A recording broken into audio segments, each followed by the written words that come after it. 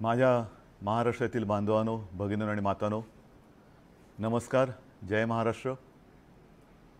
पुन्हा एकदा बऱ्याच दिवसानंतर आपण भेटतो आहोत, किंबहुना मी आपल्या भेटीला येत आहे. गेल्याही वेळेला मी बोललो होतो की हा आपला भेटीचा वेग कोविड जेव्हा सुरू झाला होता, आपल्याकडे नुकताच शिरकाव केला होता, तेव्हा याची वारंवारता जास्त होती. हळूहळू करत आपल्या सर्वांच्या सहकार्याने आजची परिस्थिती ही केवळ आपल्यासमोर नाही तर जगासमोर आहे.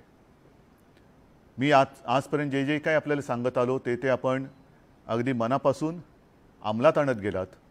आणि म्हणूनच मी म्हणेन की आजची परिस्थिती ही नक्कीच आपण पूर्णपणे त्याच्यावरती काबू मिळवला नसला तरी काही प्रमाणात नक्कीच नियंत्रण मिळवलेलं आहे. जवळपास सर्व गोष्टी आता उघडलेल्या आहेत. रहदारी सुरू झालेली आहे, कारभार आपले सुरू झालेले आहेत, सगळीकडे येणं जाणं भेटणं ह्याही गोष्टी सुरू झालेल्या आहेत. मात्र मी आपला कुटुंब प्रमुख म्हणून प्रत्येक पावलावरती सावध रहा, सावध रहा, सावध रहा हे सांगणं माझं कर्तव्य आहे. जसं आपण म्हणतो ना की पाऊस येण्यापूर्वी तो आपला पावसा पक्षी येतो, पेरते व्हा पेरते व्हा. आणि तो एकदा त्याची साथ आल्यानंतर आपला शेतकरी राजा सुखावतो आणि मग तो त्याची शेतीची कामं हाती घ्यायला लागतो. त्याचप्रमाणे मी थोडंसं आपल्याला प्रत्येक पावलावरती सावध रहा, सावध रहा, सावध रहा हे सांगत आलेलं आहे आणि याही पुढे सांगणार आहे. गेल्या साधारणतः मार्चपासून आपल्या राज्यामध्ये कोरोनाचे पेशंट दिसायला लागले. त्याच्यानंतर त्याची वाढ किती झाली, ते कमी कसे झाले, दुर्दैवाने मृत्यू किती झाले, हे सर्व काही आपण जगासमोर अत्यंत पारदर्शकपणाने ठेवलेले आहे. ती जी सुरुवात होती तेव्हा मी आपल्याला म्हणत होतो की उन्हाळ्याचे दिवस येत आहेत, उन्हाळी आजार असतात. मग पावसाळा सुरू झाल्यानंतर सांगितलं की पावसाळ्याचे दिवस येत आहेत, पावसाळी साथी असतात. आता हिवाळा आलेला आहे, त्याच्यामुळे हिवाळ्याच्या साथी येणार. मी मुद्दामून याची आठवण का करून दिली की उन्हाळा आणि पावसाळा कोविड व्यतिरिक्त इतर ज्या काही साथी येणार होत्या किंवा येत असतात त्यांना आपण पायबंद घालू शकलो. तशा त्या साथी आल्या नाहीत. सर्दी, खोकला, ताप वगैरे ह्या काही गोष्टी किंबहुना पावसाळ्यामध्ये पोट बिघडणे ह्या साथी, हे आजार हे त्या काळात आले नाही. ह्याचं कारण एकतर आपल्याकडे लॉकडाऊन होता, आपण बाहेर येणं जाणं करत नव्हतो, आलो गेलो तर मास्क लावत होतो, हात धुत होतो, अंतर ठेवत होतो. आता मात्र गर्दी वाढल्यानंतर, रहदारी वाढल्यानंतर थंडीचे आजार काही प्रमाणात नक्की दिसायला लागलेले आहेत. म्हणजे थ्रोट इन्फेक्शन असेल, सर्दी, खोकला, थोडा ताप असेल, या सर्वांवरती औषधं जरी असली तरी प्रतिबंधात्मक इलाज जो कोविडसाठी आहे तोच आहे. मास्क लावा, हात धुवा, अंतर ठेवा. हे जर का आपण कटाक्षाने पाळलं तर कोविडच काय, इतर कोणतेही साथीचे आजार हे आपल्यापासून, म्हणजे आपण त्यांच्यापासून अंतर ठेवलं तर तेही आपल्यापासून अंतर ठेवू शकतात. काल परवाकडे आपण ऐकलं असाल की आपले देशाचे आरोग्यमंत्री आहेत हर्षवर्धनजी, त्यांनी सांगितले की वॅक्सिन आलं तरी मास्क हा तुम्हाला लावावा लागणार. म्हणजेच वॅक्सिन अजूनही पत्ता नाही आहे. येईल येईल येईल येईल तेव्हा येईल, आल्यानंतर आपल्यापर्यंत सर्वांपर्यंत पोचेल तेव्हा पोचेल. परंतु ते घेतलं तरी देखील मास्क लावणं हे बंधनकारक माझ्या मते किमान पुढचे 6 महिने तरी आहे, किमान 6 महिने. आणि आता तर माझ्याकडे बातमी आलेली आहे, आपल्याकडे सुद्धा आलेली आहे. माझ्याकडे काही खास अशी वेगळी गुप्त यंत्रणा नाही आहे. ज्या प्रसारमाध्यमातून आपल्यापर्यंत बातमी येते त्याच प्रसारमाध्यमातून माझ्याकडे आलेली आहे. विशेषतः युरोपमध्ये आणि इंग्लंडमध्ये, म्हणजे आपल्यापासून ते आता 4.5-5 तास मागे असतील, दिवस तिथे उजाडला असेल, आजपासून तिथे आजपर्यंत नव्हता असा कडक लॉकडाऊन त्यांनी जाहीर केलेला आहे, ज्याला टायर 4 म्हणतो. का करावा लागलेला आहे? 2 गोष्टी आहेत. एक तर आपल्याकडचे सणवार आता सगळे जवळपास झालेले आहेत. आता येणार ते new year, happy new year. आपण नवीन वर्ष सुखाचे, समृद्धीचे, भरभराटीचे, आरोग्याचे जावो अशी एकमेकाला शुभेच्छा देत अशा शुभेच्छा देत नववर्षाचं स्वागत करतो. तसंच तेही करणार.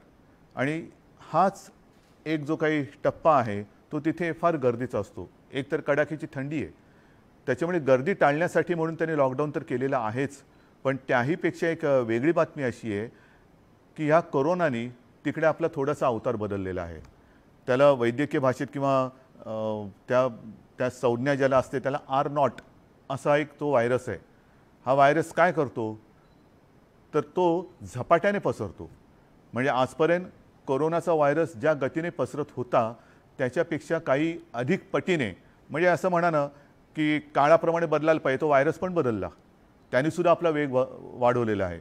काळाप्रमाणे त्यांनी त्याची गती वाढवलेली आहे आणि तिथे आता हीच भीती आहे की जर लॉकडाऊन नाही केला तर झपाट्याने पसरणारा हा व्हायरस आणखीन गेल्या वेळेपेक्षा अधिक मोठा हाहाकार तिकडे पसरू शकेल. आता हे बघितल्यानंतर त्यांच्याकडून आपल्याला काही गोष्टी शिकायला पाहिजेत. जसजसं आता हे वर्ष सरते हळूवारपणाने थोडंसं आपण सुद्धा एक रिलॅक्स मोडमध्ये येतो आहोत. येणं जाणं सुरू झाल्यानंतर सुट्टीचा सीझन आहे, इतर राज्यांमध्ये जाणं येणं सुरू झालेलं आहे. अनेक जण मला सांगतात की अहो आता काय करणार, परदेशातून येणाऱ्या ह्या प्रवाशांच्या टेस्ट थांबवा ना. म्हटलं कशा थांबवू शकतो, तिथे जर काही संक्रमण अधिक वेगाने होणारा व्हायरस आला असेल तर मग ते संक्रमण आपण चेकिंगशिवाय आपल्याकडे घ्यायचं का, जे सुरुवातीच्या काळात झालं त्याची पुनरावृत्ती करायची का. आणि म्हणून मला असं वाटतं की थोडंसं धीम्या गतीने आपण जातो आहोत. काही जणांनी तर मला म्हणजे आपले जे काही तज्ज्ञ लोक आहेत त्यांनी तर सांगितलेले की आता नवीन वर्षाच्या सुमारास नाईट कर्फ्यू जाहीर करा. काही जणांनी सांगितलं की पुन्हा एकदा लॉकडाऊन जाहीर करा. मी आपल्याला पहिलंच विचारलेलं आहे की करायचं का हे. मला नाही वाटत करण्याची गरज आहे. याचं कारण आपण आता नाही म्हटलं तरी यातून अनुभवातून शहाणपण आपल्याला आलेलं आहे. आजपर्यंत काय केलं तर काय होतं आणि काय नाही केलं तर काय नाही होत हे आपण पूर्ण शिकलेलो आहोत. आणि म्हणून मला असं वाटतं अजूनही आपण एका त्या धोक्याच्या वळणावरती आहोत. नाईट कर्फ्यू कायद्याच्या याने लावायचा लावू शकतो, लॉकडाऊन कायद्याने लावायचा लावू शकतो, पण आपण स्वतःहून अनेक जणांना मला धन्यवाद द्यायचे आहेत की मी फिरताना ठिकठिकाणी बघतो बरेच जण म्हणजे 70-75% लोक तरी स्वतःच्या चेहऱ्यावरती तोंडावरती मास्क घालून हे फिरत असतात. पण उरलेले जे आहेत त्यांना मात्र मी सूचना देतोय की कृपा करून आपणही ही बंधनं पाळा. कारण आपण केवळ आपल्यालाच धोका निर्माण होत आहे असं वागत नाही, तर जर का कर्मधर्म सुयोगाने आपण जर का संसर्गित झालात तर आपल्या माध्यमातून उरलेले 70-75% लोक जे सावधानता बाळगत आहेत, खबरदारी घेत आहेत, त्यांना हा धोका होऊ शकतो, आपल्या कुटुंबियांना हा धोका होऊ शकतो. म्हणून हा जीवाशी खेळ करू नका. आनंद हा थोडे दिवस आपल्याला त्याच्यावरती बंधनं घालण्याची गरज आहे. आणि मला असं वाटतं की आजारापेक्षा इलाजापेक्षा आपण काळजी घेतलेली बरी. आणि म्हणून मी जी माझी नागरिक माता भगिनी आणि बांधव आहेत त्यांना सांगतोय की आपण अजूनही सार्वजनिक ठिकाणी येता जाताना मास्कचा वापर करत नसाल तर स्वतःसाठी, आपल्या कुटुंबियांसाठी आणि आपल्या इतरत्र सगळ्या समाजासाठी मास्क हे सार्वजनिक ठिकाणी वापरण्याचं शस्त्र आहे जे कोरोनापासून आपला बचाव करू शकतो. असो, ह्या गोष्टी आपल्यापर्यंत सर्व पोचत आलेल्या आहेत. मी पोचवण्याचा प्रयत्न करत आहे. पुन्हा एकदा सांगतो की नवीन वर्षाचं स्वागत करताना आपण सावध राहा. अगदी लग्नसराईमध्ये सुद्धा लग्नसराई सुरू झालेली आहे. आपली एक प्रथा आहे, परंपरा आहे, आपण आमंत्रण घेऊन जायचं आणि यायचं. हा सहकुटुंब सहपरिवार लग्नाला आलंच पाहिजे. हे आपल्या आप्तसखियांना आमंत्रण द्या, कोरोनाला देऊ नका. अनेक ठिकाणी मी बघतो लग्नामध्ये सुद्धा गर्दी वाढते आहे. मग फोटो काढताना जरा मास्क काढून फोटो काढू ना. ठीक आहे, पण जरा अंतर ठेवा. कारण हा व्हायरस कसा कुठून कधी घुसेल हे सांगता येत नाही. म्हणून ही सावधानता बाळगणं अत्यंत गरजेचं आहे. आता ही सावधानता बाळगल्यानंतर आणखीन एक गोष्ट मला आवर्जून त्याचा उल्लेख नक्कीच करावा असं वाटतो. तो म्हणजे गेल्या 28 नोव्हेंबरला आपल्या सर्वांच्या आशीर्वादाने आपल्या ह्या सरकारने, महाविकास आघाडीच्या सरकारने 1 वर्ष पूर्ण केलं. अनेक जण डोळे लावून बसले होते की आत्ता पडेल, मग पडेल, उद्या पडेल. आता पडलंच, हे चालणारच नाही. पण करता करता आपल्या आशीर्वादाने आणि आपल्या विश्वासाने या सरकारने 1 वर्ष तर पूर्ण केलंच.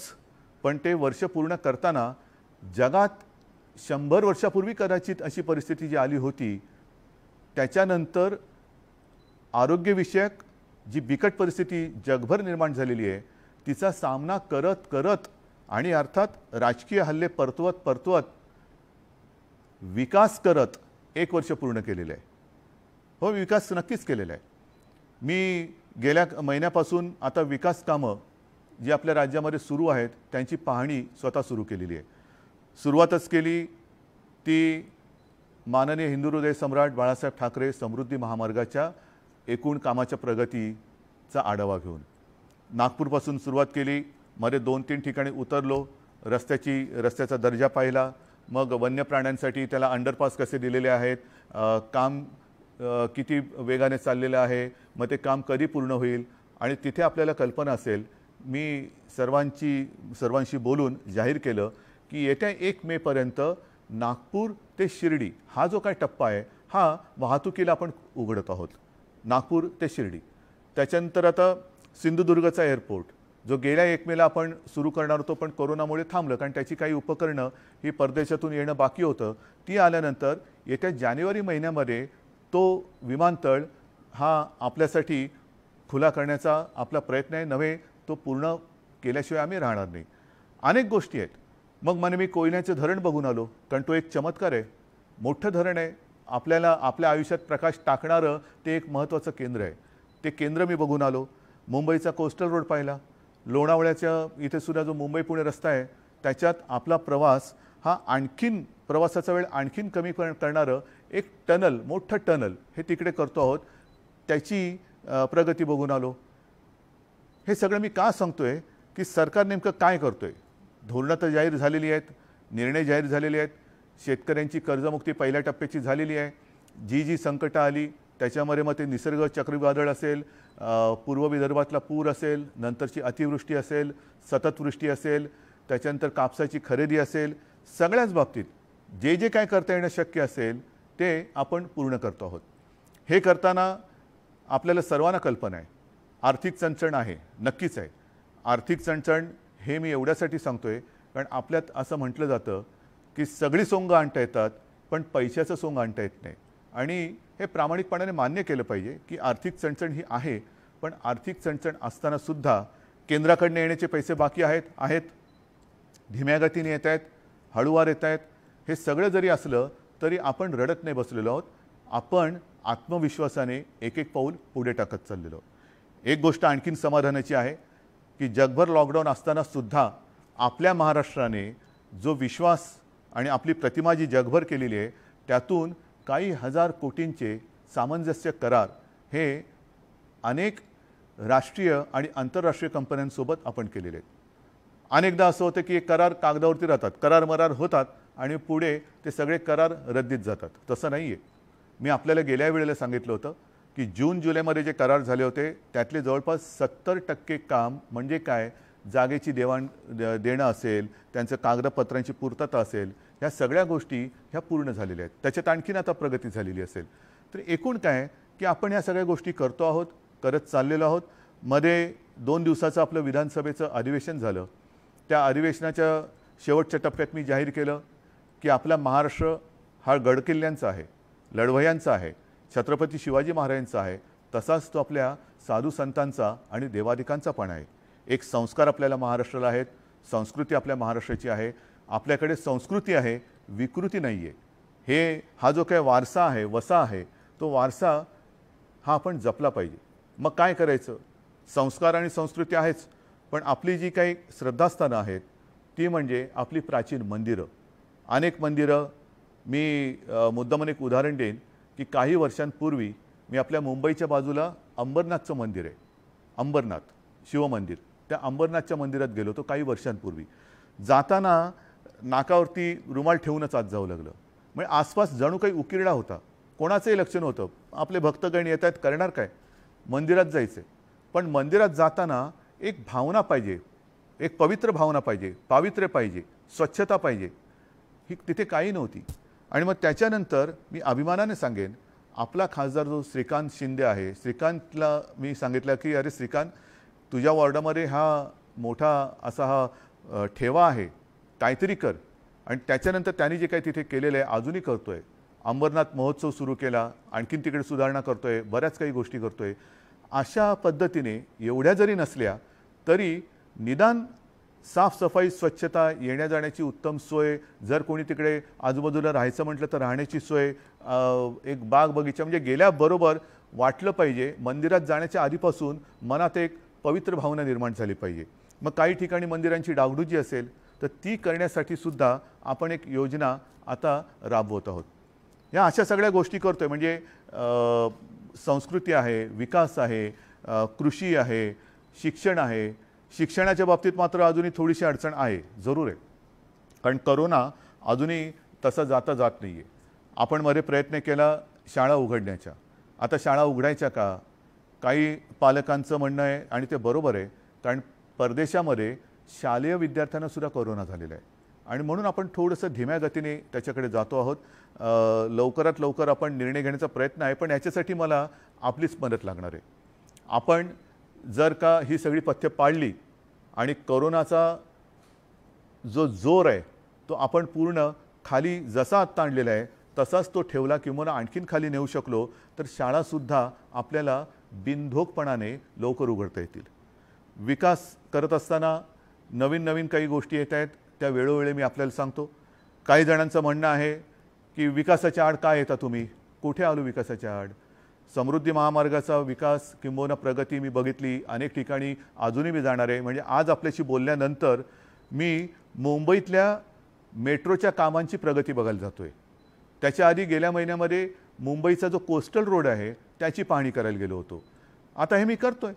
मग काही जण म्हणतील ही कामं काय आम्ही सुरू केली तीच कामं आहेतच, पण एक काहीतरी ठरवा.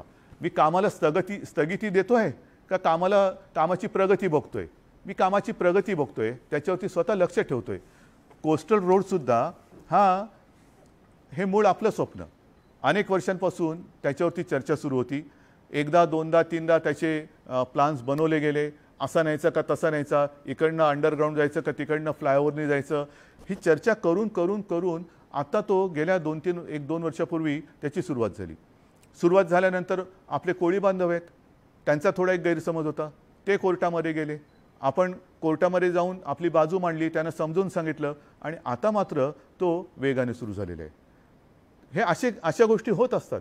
आपल्याला लक्षात असेल की मुंबई पुणे रस्तासुद्धा जे शिवसेना प्रमुखांचं स्वप्न जाहीर केल्यानंतर त्यालाही विरोध झाला होता. हिंदू हृदय सम्राट बाळासाहेब ठाकरे समृद्धी महामार्ग जाहीर केल्यानंतर तिथेही काही शेतकऱ्यांनी विरोध केला होता. मी स्वतः गेलो होतो. माझ्यासोबत एकनाथ शिंदे त्याही वेळेला ह्याच खात्याचे मंत्री होते. आम्ही संभाजीनगरला गेलो, जालनाला गेलो, मुंबईमध्ये काही बैठका घेतल्या आणि त्यातून आम्ही मार्ग काढला. तर ह्या गोष्टी मी का सांगतोय तर एखादा प्रकल्प जाहीर केल्यानंतर तो प्रकल्प काही जण त्याला विरोध करतात, त्यांची समजूत काढावी लागते. काही ठिकाणी आपल्याला थोडासा प्रकल्प बदलावा लागतो. काही ठिकाणी आपल्याकडे जसजसं काळ बदलतो तसतसं त्याची व्याप्ती वाढते, ती वाढवावी लागते. नवीन तंत्रज्ञान येतं, ते आणावं लागतं.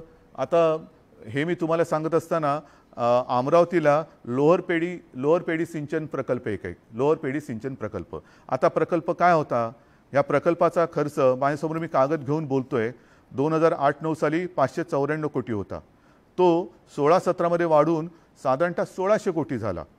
आता काय झालं, मुख्य जो कालवा होता त्याच्यावरती साधारणतः 111 कोटी रुपये खर्च झाल्यानंतर मग आपल्या लक्षात आलं की आता पाईपातून पाणी पुरवठा केला पाहिजे. आपण ते कालव्याचं काम बंद केलं आणि पाईपलाईनच्या माध्यमातून पाणी पुरवठा सुरू झाला. म्हणजे काय झालं, सुरुवातीला जे आखलं होतं ते अर्धवट राहिलं आणि नवीन आपल्याला वाटलं की हे हिताचं आहे. ते हिताचं जे आहे ते करणं हे सरकारचं काम आहे. विकास कामं विकास घाईमध्ये काहीतरी केलं म्हणजे विकास होतोच असं नाही. काही वेळेला आपण येता जाताना रस्त्यावरती वाचतो ट्रॅफिकसाठी ॲक्सिडेंट होऊ नये म्हणून अतिघाई संकटात नेई, आणि त्याच्यासाठी अतिघाई करणं हे विकासाचं मी नाही म्हणेन विकासाचं एक साधन आहे. आपल्याला विकास पाहिजे आणि हा विकास आत्तापुरता नसून पुढच्या काही काळासाठी पाहिजे. त्याच्यानंतर आणखीन एक आहे शेलगाव बॅरेज जळगाव. आता तिथे सुद्धा प्रकल्पाची मूळ किंमत होती 198, ती पहिली त्याच्या सुधारित मान्यता झाली 699, आता झाली 968. त्याच्यानंतर काय झालं, 2011-12 मध्ये तापी नदीतील मोठ्या पुरामुळे पाणी वाढून धरणाच्या दरवाजांची जी पातळी होती ती साधारणतः 9.25 मीटरनी वाढवण्यात आली. पण त्याच्यामुळे काय झालं की खर्चात 190 कोटी वाढ झाली आणि या दरवाजांवरील 80 कोटी खर्च जो झाला होता तो बुडीत खात्यात गेला. आता झालं ना असं. मग हे मी तुम्हाला का सांगतोय, साहजिकच आहे सध्या ज्याच्यावरून थैथयाट केला जातोय तो कांजूरमार्गचा विषय, मेट्रो कारशेड. मी अहंकारी आहे, जरूर माझ्या मुंबईबद्दल मी अहंकारी आहे, माझ्या मुंबईकरांसाठी आणि महाराष्ट्राच्या हितासाठी मी अहंकारी आहे. का नसावा अहंकारी? याचं कारण असं की आरे कारशेड जी आपण करणार होतो ती मेट्रो 3च्या लाईनसाठी, मेट्रो 3. आता त्याच्यामध्ये आरे कारशेडमध्ये किती जागा आपण घेतली होती किंबहुना त्याच्यासाठी प्रस्तावित होती, तर साधारणतः 30 हेक्टर. या 30 हेक्टरमध्ये 5 हेक्टरमध्ये ही झाडं लावणं किंबहुना तिथे घनदाट झाडं आहेत म्हणून आपण आज लेखी दिलेले आहे की ती जागा वापरणार नाही. आता ती जागा जर का वापरणार नाही तर ती जागा या प्रकल्पात घेतली कशाला आहे? म्हणजेच असं की 25 हेक्टरची जागा जिचं काम 2023 साली पूर्ण होणार ती त्याच्यानंतर 2-5 वर्षामध्ये कमी पडणार. मग आपण म्हटलेलंच आहे 5 हेक्टर या प्रकल्पामध्ये, मग ती झाडं कापा, ती जागा घ्या.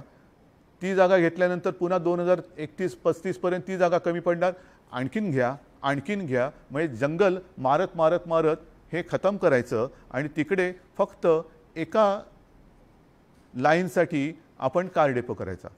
बरं, हे करताना आणखीन एक प्रकार असतो ज्याला स्टेबलिंग लाईन म्हणतात. आता स्टेबलिंग लाईन म्हणजे काय? तर साधारणतः असं आहे की हे जे मार्ग आहेत, मेट्रोचा मार्ग आहे हा ठरलेला आहे, जसा रूळ असतात तसे ते मार्ग आहेत. त्याच्यावरती पीक आवर ज्याला म्हणतो, म्हणजे सकाळचा आणि संध्याकाळचा ऑफिसमधून घरून ऑफिसमध्ये जाण्याचा आणि संध्याकाळी ऑफिसमधून घरी जाण्याचा काळ, ह्या काळामध्ये आपल्याला अधिक लोकल्स जशा अधिक लागतात तशाच मेट्रोच्या कारसुद्धा किंवा त्या ट्रेनसुद्धा ह्या जास्त लागणार. पण इतर वेळेला जेव्हा आपल्याकडे ही गर्दी ओसरते आणि मग एवढ्या गाड्यांची आवश्यकता नसते तेव्हा या गाड्या ह्या कुठेतरी पार्क कराव्या लागतात. त्याला स्टेबलिंग लाईन म्हणतात की बाजूला नेणं आणि त्या गाड्या कमी करणं. जसजशी गर्दी वाढेल तशा त्या गाड्या पुन्हा त्या रूटमध्ये आणत जाणं. मला सुद्धा थोडासा धक्का बसला की पहिल्या प्रकल्पामध्ये या स्टेबलिंग लाईनचा कुठे प्रस्तावच नव्हता. आता तो आपण जिथे आरेमध्ये कास्टिंग यार्ड आज आहे, म्हणजे आरेच्या टोकावरती, त्या जागेत नाही टोकावरती, तिथे आपण ती लाईन करतोय. मग कांजूरचा काय प्रकार आहे? आरेचं मी तुम्हाला सांगितलं की आरेमध्ये आपण पर्यावरण वाचवलं. आरेच्या इथे आपण जो संजय गांधी राष्ट्रीय उद्यान आहे त्याची व्याप्ती वाढवून साधारणतः 800 एकरचं मोठे जंगल केलं. जगामधलं शहरात झालेलं पहिलं जंगल ज्याच्यामध्ये वाईल्ड लाईफ आहे, वन्यजीवन आहे. आणि ह्याच्या तुलनेत कांजूरचं काय प्रकरण आहे? ही 30 हेक्टर वजा 5 हेक्टर म्हणजे 25 हेक्टर जागा आणि कांजूरची ही 40 हेक्टर जागा. म्हणजे सुरुवातच 25 आणि 40 एवढा फरक आहे. आणि जर का आपण पर्यावरणाच्या दृष्टीने पाहिलं तर आरेला जसं मी आपल्याला सांगितलं की 5 हेक्टरमध्ये आजही जंगल आहे आणि ती जागा आपण वापरणार नाही म्हणून आज लिहून घेतले पण त्याच्यात प्रकल्पात घेतलेली आहे, तसं कांजूरला हे गवताळ सगळा प्रदेश आहे, किंबहुना मी म्हणेन ओसाड आहे, ओसाड आहे. आणि कांजूरची जागा आपण एवढ्यासाठी घेतली की आरेला फक्त मेट्रो 3ची कारशेड होणार होती, कांजूरला मात्र 3, 4 आणि 6 ह्या 3 लाईन्सच्या कारशेड आपण तिकडे करू शकतो. काय फरक आहे की नाही आहे? जागेत फरक आहे, जागेच्या पर्यावरणात किंवा झाडी झुडपांमध्ये जंगलांमध्ये तो फरक आहे. एकाच लाईनसाठी कार डेपो होणार होता, मग त्याच्यानंतर 4 आणि 6 मध्ये त्याचं तुम्ही काय करणार होतात? मग आपण तिन्ही लाईनचे कार डेपो एकत्र करू शकतो. त्याच्यानंतर त्याही पलीकडे तिथे जे काही जंक्शन होईल तिथून मेट्रो 14 म्हणजे ती कुठपर्यंत जाणार? थेट अंबरनाथ बदलापूर, थेट अंबरनाथ बदलापूर. म्हणजे माझा अंबरनाथ बदलापूरचा जो काही नागरिक आहे, माता भगिनी आहेत, त्या इकडे आल्यानंतर एखादं स्टेशन बदलून ते अंधेरीपर्यंत जाऊ शकतात किंवा एखादं स्टेशन बदलून ते कुलाब्यापर्यंत येऊ शकतात. मग करायचं की नाही करायचं? आपण जर का विकास म्हणणार असू तर आरेमध्ये केलं तर पुढच्या 5 वर्षामध्ये हे कमी पडणार आणि कांजूरला केलं तर पुढच्या 50 ते 100 वर्षामध्ये आपण हे वापरू शकणार. तुम्ही निर्णय सांगा मला. जे आम्ही करतोय अहंकार आहे का उपयोग आहे? शेवटी माझं कर्तव्य आहे, मी राज्याचा मुख्यमंत्री म्हटल्यानंतर माझ्या राज्यासाठी, माझ्या जनतेच्या हितासाठी पुढच्या 5, 50, 100 वर्षासाठी जे उपयुक्त राहील ते करणं हे मी मुख्यमंत्री म्हणून करणार. ह्याच्यात चूक काय? काय मी चूक करतोय? पण दुर्दैव काय वाटलं मला की आपल्या विरुद्ध कोर्टात कोण गेलं? केंद्र सरकार. ते सॉल्ट कमिशनर कशासाठी जात आहे? कशासाठी खेचाखेची करताय? मग जर का खेचाखेची करायचीच असेल तर केंद्राचे जे काही प्रकल्प आहेत, बुलेट ट्रेनचा प्रकल्प, ही आपल्या राज्याची हक्काची मोक्याची जागा, म्हणजे ज्याचा उल्लेख कदाचित जगातला सर्वात जास्त महागडा भूखंड अशी होऊ शकेल, असं वर्णन होऊ शकेल असा बांद्रा कुर्ला कॉम्प्लेक्सचा भूखंड काही हजार कोटींचा हा आपण बुलेट ट्रेनला दिला. त्याच्यावरचं इंटरनॅशनल फायनान्स सेंटर हे इतर राज्यामध्ये गेलं. आम्ही खळखळ नाही केली. बुलेट ट्रेनला विरोध होतोय त्या शेतकऱ्यांना मी भेटलो, वाढवणला विरोध होतोय त्या शेतकऱ्यांना मी भेटलो. शेतकऱ्यांना नुसतं अडवून ठेवायचं, त्यांच्यावरती थंड पाण्याचे फवारे मारायचे, असं नाही चालणार. असं नाही चालणार. ही लोकशाही नाही आहे. त्यांच्याशी मी बोलतोय, भेटतोय, परंतु ज्या ज्या वेळेला इतर केंद्राचे प्रकल्प येतात तेव्हा आपण खळखळ न करता जमीन देतो. मग ही जमीन भले केंद्राची असेल नसेल त्याचा वाद हा सोडू शकतो आपण. काही बिल्डर तिकडे गेलेले आहेत, पण वाद आहे म्हणून जागा सोडून द्यायची? मग वाद सोडवणार कोण आणि कोणाच्या घशात ती जागा जाणार? बिल्डरच्या. मग त्याच्यापेक्षा केंद्राने आणि राज्यांनी एकत्र बसून जर वाद सोडवला तर ही राज्याची जागा, जनतेची जागा, तुमची माझी नाही आहे, ही जनतेची जागा आहे. उद्या आम्ही नसू, तुम्ही नसाल, पण जनता असेल, जनतेच्या पिढ्या असतील, त्यांची जागा ही त्यांच्या वापरासाठी जर का आपण उपयोगात आणू शकणार असू आणि आणू इच्छित असू तर ह्याच्यावर खेचाखेची का करायची? चला या बसा. जे काय आहे ते तुझं माझं न करता, किंबहुना आणखीन एक गोष्ट अशी आहे की मुंबईमध्ये दरवेळेला पावसाळ्यामध्ये बातम्या येतात, मुंबईची तुंबई झाली, तुंबई झाली. आता हे खूप आता घासून घासून गुळगुळीत झाले, तुंबई तुंबई तुंबई. हे एक तर मान्य केलं पाहिजे की मुंबईची भौगोलिक मांडणी रचना ही समुद्रसपाटीपासून काही ठिकाणी खाली आहे. मग अतिवृष्टी झाली आणि समुद्राला भरती असली तर मुंबईतलं पाणी समुद्रात जाण्याच्या ऐवजी समुद्राचं पाणी मुंबईत येतं, हे सत्य आहे. आणि ह्या सत्याला सामोरं जाताना आपण जी पंपिंग स्टेशन्स करतो आहोत, काही ठिकाणी पंपिंग स्टेशन्स केलेली आहेत, त्या पंपिंग स्टेशनचा उपयोग काय? तर अतिवृष्टी आणि भरती असते तेव्हा त्याच्या तोंडावरची, त्या पंपिंग स्टेशनच्या तोंडावरची जी गेट्स असतात ती आपण बंद करतो. सगळं पाणी जे शहरातलं वाहत येतं ते पंप करून समुद्रात टाकतो. आता ही पंपिंग स्टेशन्स ही नक्कीच उपयोगाची आहेत, पण ही पंपिंग स्टेशन्स करताना माहुलचं पंपिंग स्टेशन आहे. पुन्हा ती जागा ही मिठागराची जागा आहे. गेले काही दिवस, काही वर्ष ही आपण महापालिकेच्या वतीने, राज्याच्या वतीने, मी सुद्धा स्वतः बोललेलो आहे केंद्रात, आम्हाला जागा द्या, आमच्या मुंबईकरांचा त्रास आम्हाला वाचवायचा आहे, मुंबईकरांना पूरमुक्त करायचं आहे. निर्णय येतोय, जागा मिळणार, मग त्याच्यानंतर टेंडर निघणार, मग ते पंपिंग स्टेशन होणार. कशासाठी हा विलंब? कोणासाठी आपण आहोत? आपण जनतेचे सेवक आहोत. ज्याप्रमाणे आपले माननीय पंतप्रधान स्वतःला पंतप्रधान म्हणण्याच्या ऐवजी प्रधान सेवक म्हणतात, तर ते प्रधान सेवक म्हणत असतील तर आपण कोण आहोत? आपण सुद्धा जनतेचे सेवक आहोत. मग जे जनतेच्या हितासाठी आपण करू इच्छितो ते जर न करता आपण आपल्या प्रतिष्ठेचा प्रश्न करणार असू तर मला असं वाटतं आपण खुर्चीत बसायला लायक नाही आहोत. आणि म्हणून मला असं वाटतं की जो काय वाद चाललेला आहे तो राज्य किंवा जनतेच्या हिताचा नाही आहे. तुमची जागा, माझी जागा, मग तुमचे प्रकल्प आम्ही अडवायचे, आमचे प्रकल्प तुम्ही अडवायचे, आणि जेव्हा 5 वर्ष पूर्ण होतील तेव्हा काय केलं? काही केलं नाही, आडवाआडवी केली. हा कद्रूपणा आहे. हा कद्रूपणा सोडायला पाहिजे. माझं तर विरोधी पक्षाला एक आवाहन आहे, आज ह्या माध्यमातून करतोय की चला या, आम्ही तुम्हाला ह्याचं श्रेय द्यायला तयार आहोत की तुम्ही कांजूरचा प्रकल्प तुम्हालाही माहिती आहे, ह्याच्यामध्ये एक तर केंद्र सरकारने ही जागा ह्याच्यात, आता त्याच्यामध्ये किचकटपणात मी जात नाही कारण त्याचे कागदपत्र दोन्हीकडे आहेत. आम्ही आमची जागा म्हणतोय, त्यालाही आधार आहे. तुम्हाला काही आधार असेल तुम्ही घ्या, मध्ये कोणी बिल्डर असेल ते करा. पण माझं विरोधी पक्षाला म्हणणं आहे, चला तुम्ही हा प्रश्न सोडवा, कारण हा प्रश्न तसा बसलो तो सुटू शकतोय. तुम्हाला मी श्रेय देतो, तुम्हाला श्रेय देतो, पण इथे माझ्या इगोचा विषय नाही आहे आणि तो तुमच्याही असता कामा नये. आपण परत एकदा सांगतो की जनतेच्या सेवेसाठी सत्ता मागत असतो, निवडणुका का लढवतो, आम्हाला मतं द्या, का मतं द्या, तर ही राहिलेली सगळी कामं करण्यासाठी आणि विकास करण्यासाठी. आणि म्हणून सर्वांना माझी एकच विनंती आहे की अनेक जण अनेकदा मला सांगत असतात की मी ज्या ज्या वेळेला आपल्याशी बोलतो तेव्हा तुम्हाला सगळ्यांना आपल्या घरातलाच कोणतरी मोठा भाऊ किंबहुना आपलाच कुटुंबीय बोलतोय असं वाटतो. मी तेच नातं हे कायम ठेवू इच्छितोय. मी जे आपल्याशी बोलेन आणि मी जे आपल्याशी बोलतो, मी एक शब्दसुद्धा आयुष्यात कधी खोटं बोललेलं नाही आणि खोटं बोलणार नाही. तुमचा जो आशीर्वाद आहे आणि तुमचा जो विश्वास आहे त्या विश्वासाला तडा जाईल असं मी कदापि करणार नाही. कारण मी ज्या खुर्चीत बसलोय त्या खुर्चीचं महत्त्व मला माहिती आहे. या खुर्चीमध्ये वैयक्तिक आवडनिवड ठेवून चालत नाही. जे जे माझ्या महाराष्ट्राच्या हिताचं आहे, माता भगिनींच्या आणि बांधवांच्या हिताचं आहे, मी तेच करणार आणि त्याच्यासाठी हट्ट न करता पाठपुरावा नक्की करणार. पण आज मी ह्या सगळ्या गोष्टी आपल्याला सांगितलेल्या आहे. पुढे जे काय होईल ते जगजाहीर होणार आहे. आणि म्हणून मला असं वाटतं अजूनही वेळ गेलेली नाही.